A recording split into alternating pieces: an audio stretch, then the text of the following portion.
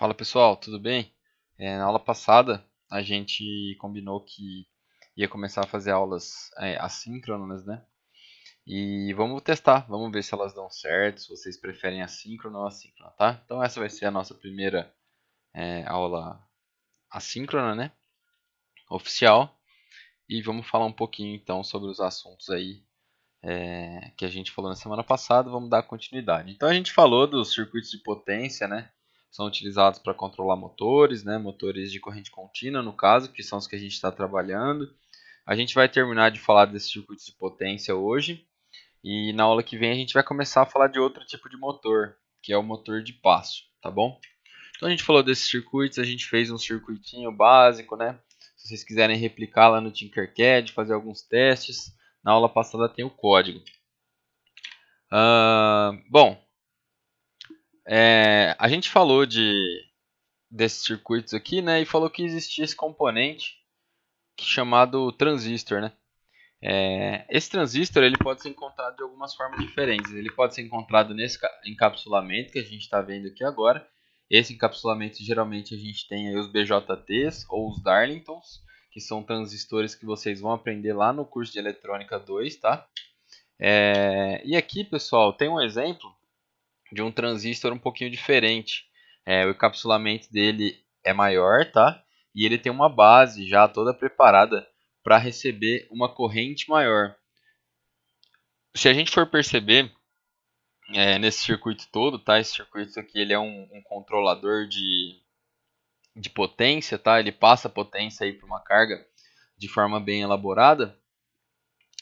O transistor é só esse componentezinho pequenininho que está aqui, tá? No caso aqui a gente está falando de um MOSFET. MOSFET é um outro tipo de transistor, tá? Quando ele é maiorzinho assim, geralmente ele aguenta uma corrente maior.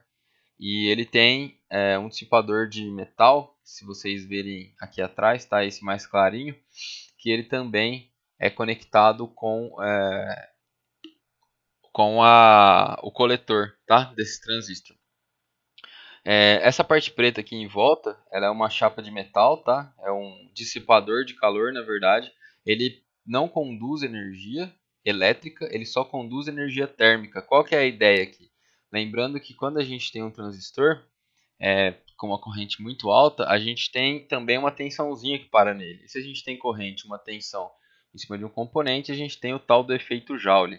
Tendo o efeito Joule, a gente vai ter um calor dissipado aqui, né? Então a gente vai precisar de algum componente, que no caso é esse dissipador de calor, que vai ajudar a espalhar esse calor aqui para o meio ambiente.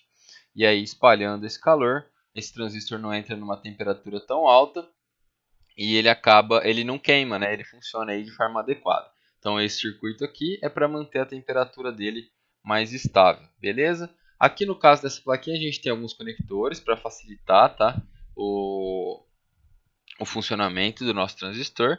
A gente tem esse pininho aqui eletrônico, exatamente para que a gente possa controlar esse transistor, esse circuito de potência, a partir de um circuito eletrônico, como por exemplo de um Arduino, né, uma placa de prototipagem do tipo Arduino, uma ESP, né, assuntos que vocês estão vendo lá em sistemas microcontrolados, beleza?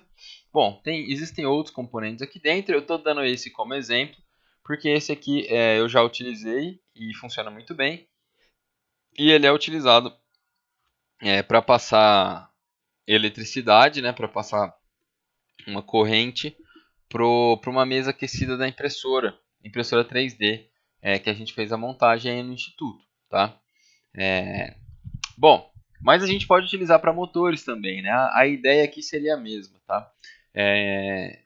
Como a velocidade de rotação então dos nossos motores de corrente contínua são proporcionais à tensão aplicada, a gente vai precisar de um circuito de chaveamento. Então, falando do transistor de novo, ele não é ele pode ser utilizado como uma chave e a gente pode fazer a alternância dessa chave, né, a comutação dessa chave, muitas vezes por segundo. Então a gente pode ligar e desligar ela muitas vezes por segundo, diferente de um relé, por exemplo, que é um componente eletromecânico. A parte mecânica dele não é tão rápida assim quanto o chaveamento puramente elétrico, que a gente tem no transistor. Então o transistor, no caso, para fazer o nosso PWM, ou seja, para alterar a tensão de entrada aqui desse cara, a tensão que ele vai permitir, na verdade, que chegue até a carga de forma rápida, o transistor é mais indicado. Beleza? Bom, aqui falando, né, dos componentes principais dele que a gente conversou, a gente tem o transistor em si, a gente tem uns resistores, né, que fazem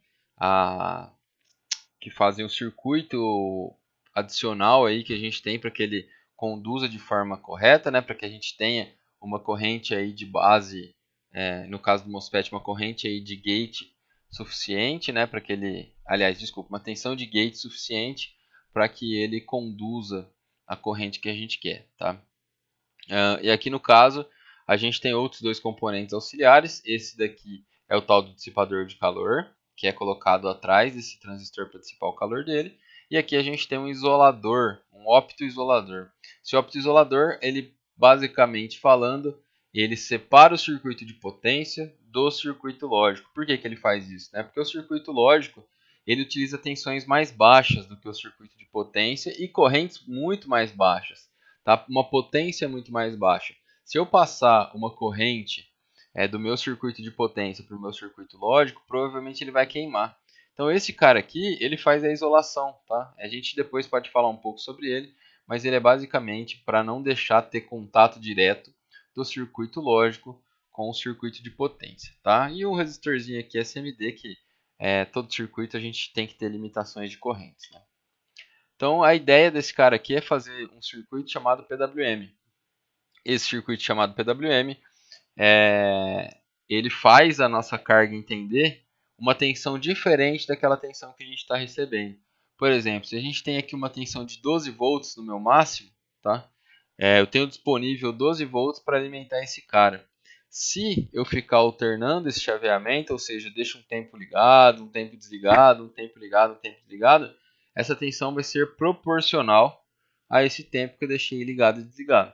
Então aqui no caso, né, se a gente for pegar essas barrinhas aqui, quanto mais gordinha for essa barrinha, né, ou seja, quanto mais tempo eu deixar a minha tensão aí nos 12 volts, maior vai ser essa minha média de tensão, tá? Vocês podem entender isso daqui como sendo a média de tensão. Então vamos separar aqui, ó. Toda vez que ela desce e sobe, né, a gente tem um ciclo, um período. Então aqui no caso a gente tem um período de mais ou menos meio ciclo ativado. E futuramente a gente tem um período de praticamente um ciclo todo ativado, né? Então vocês podem perceber que a tensão média, que é essa parte laranja, está bem mais alta do que aqui, né? Que está mais ou menos na metade. Aqui também a gente tem uma onda aqui, né? Se a gente for pensar nesse período, quase cheia, só que bem menor do que essa daqui que está cheia, né? Então a gente já começa a descer essa tensão. E aqui a gente tem uma praticamente nula, né? Praticamente sem tensão nenhuma. Então a minha tensão média chega aqui embaixo, né? Então aí dependendo do tanto que a gente vai deixar um tempo ligado e um tempo desligado, né? Dependendo dessa proporção, a gente vai ter aí a média então da tensão que vai chegar na nossa carga e vai alterar então a rotação do nosso motor, né? O RPM do nosso motor. Aqui um exemplo rápido, né? Se a gente deixa 0% ligado, nunca liga, né? Vai ficar 0 volts na carga. 25% do tempo ligado vai ficar 0,25 vezes a tensão da carga. No caso aqui, 25% de 12 volts, né? A gente tem 0,25 vezes 3, aliás, desculpa, vezes 12, que dá 3, tá? Então ela vai entender nesse caso aqui que vai ter 3 volts em cima da carga. 100%, né, ficam 12 volts, 50%, metade, né, 0,5 vezes 12 volts, ela vai entender que tem 6 volts aí e vai rotacionar numa proporção de 6 volts, beleza? Aqui o circuitinho que a gente pode fazer o controle de velocidade, tá? A gente pode utilizar o comando analog read para fazer esse controle de velocidade, igual a gente mostrou na aula passada, tá? Aquele comando analog write, desculpa, analog write é o comando. Aquele comando analog write ele faz basicamente isso daqui, tá? Se a gente coloca 255 é 100% do tempo ligado. Se a gente coloca 0 é 0% do tempo ligado. Se eu coloco metade de 255, que dá aproximadamente 127, ele ficaria 50% do tempo ligado, né? E 25, que dá aproximadamente 64, ele ficaria aí 25% do tempo ligado. Isso aí a gente pode medir com o multímetro lá no Tinkercad, né? Caso a gente queira.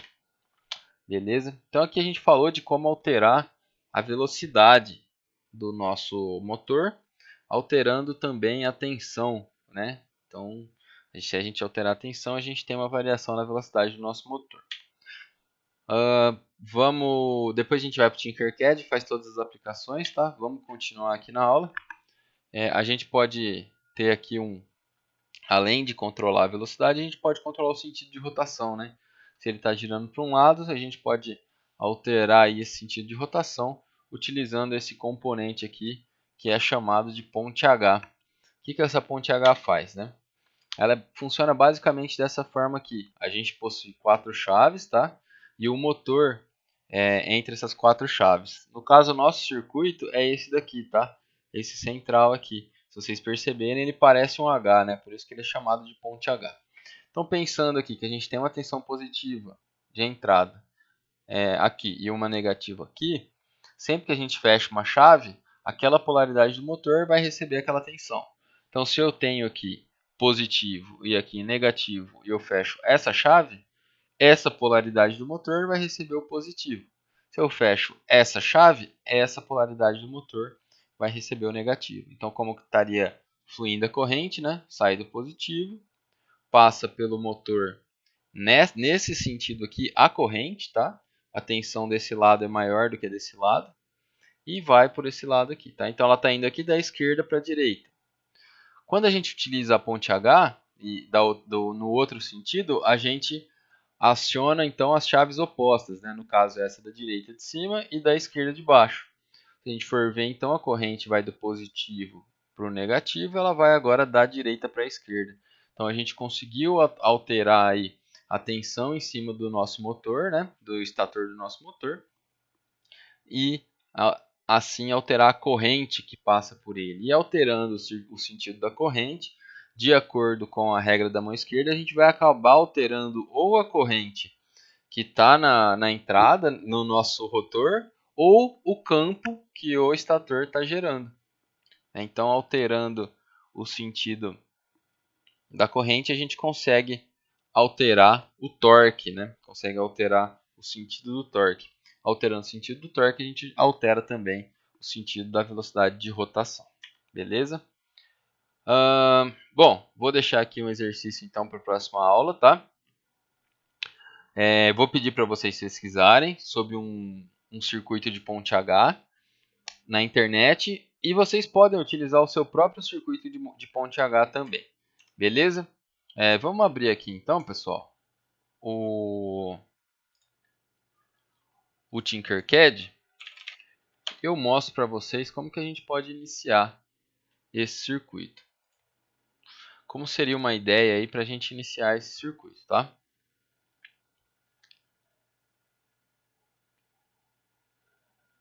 Aqui no caso eu vou abrir o circuito da aula passada.